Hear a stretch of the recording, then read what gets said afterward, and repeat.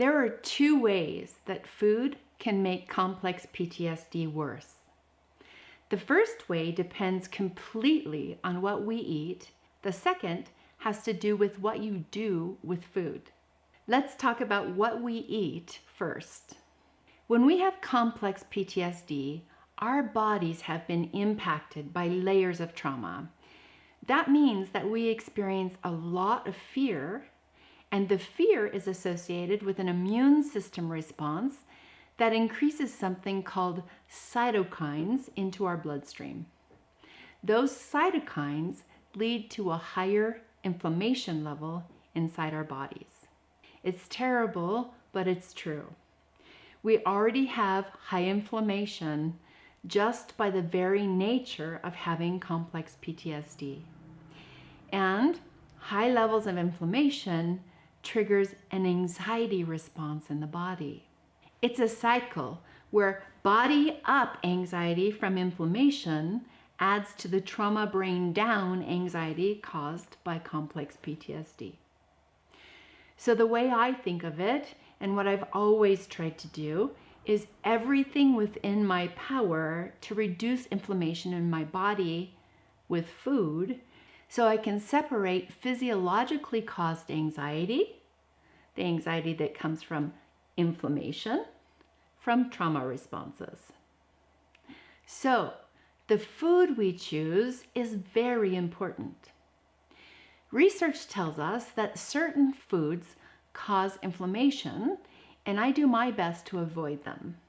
They include processed carbohydrates, and that's white flour and white sugar foods, fried foods, soda, because it's sweetened by sugar or something worse than sugar, red meat and processed meats, and certain vegetable fats and animal fats. I personally choose organic as often as possible, avoid white sugar and flour foods, drink water instead of soda, and use coconut oil, avocado oil, and olive oil in my food. I'm not a nutritionist, so you have to figure this out on your own, but I will say listening to your body is a great place to start. For example, I love coffee, but if I drink it every day, I get joint pain. And I thought I was in heaven when I found a certain brand of organic chicken sausage. But a week into enjoying that sausage, I woke up to terrible joint pain in my spine because it had preservatives in it. So you have to pay attention to what you eat and notice how it affects you. Following your body is the best way to do that, especially if you also have a great naturopathic doctor who can help you identify what might be causing inflammation for you. It took me several years to hone in on exactly what makes me feel good and what doesn't allow me to feel so great. I would strongly recommend that you start by paying attention to how you feel when you eat different foods.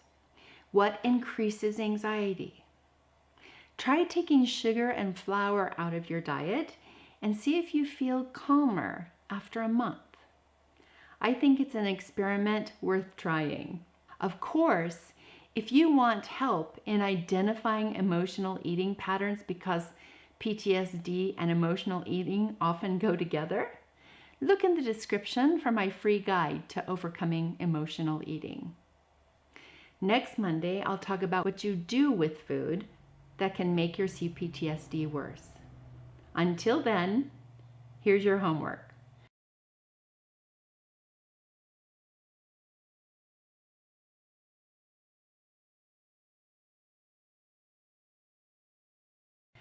I'm Tamara Ridge, the therapist that's been there, helping you heal your relationship with food after childhood trauma.